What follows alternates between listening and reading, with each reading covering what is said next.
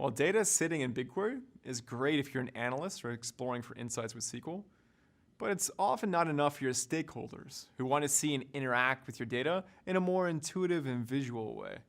Data visualization is a powerful tool to let you explore your data also before presenting your results. Speaking of exploration, a new and popular way to explore your datasets is available right within BigQuery.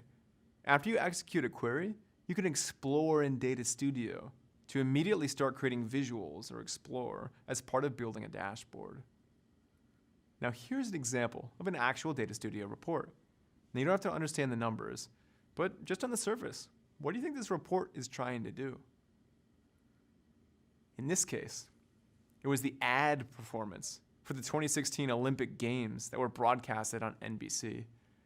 The role of your report should be to highlight the key insights that your audience cares about. Don't show them everything. Focus and filter their attention to just what those data points or those insights that they need to be seeing right then. Telling a good story with your data on your dashboard is critical because your users are likely not going to care about that amazing pipeline you just built if the output of the dashboard is ugly and hard to use. Take it from experience. Data Studio comes with pre-built templates like this one that monitors your GCP billing in a dashboard. You can even connect this one to your own GCP account to monitor your own spending and do some fun analysis like track incoming BigQuery jobs and the amount of data that those queries are processing. Here's a quick walkthrough of the Data Studio UI. Now keep in mind that the team is continuously updating the product, so refer to their documentation as a link for those best examples and additional practices. The Data Studio homepage shows the dashboards and the data sources that you have access to. Now, it's an important distinction between the two. Connected data sources can feed into dashboards, but just because somebody has access to your dashboard doesn't mean they automatically are granted permission to view the underlying data that's presented, because that could be controlled in BigQuery or elsewhere in your GCP project. Anyway, there are two ways to create a new report from scratch: from the templates panel up at the top, or from the button in the lower right-hand corner. The first thing you need to do is tell Data Studio where your data is coming from.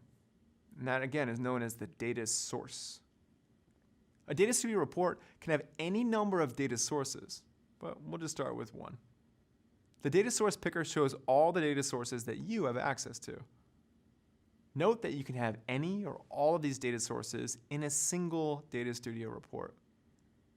Since Data Studio reports and datasets can be shared, you should be aware of the ramifications of adding a new data source.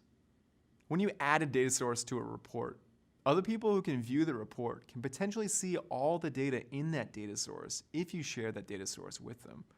And anyone who can edit the report can also use all the fields from any added data sources to create new charts with them. You can click Add to Report to connect the data source, and then you're ready to start visualizing.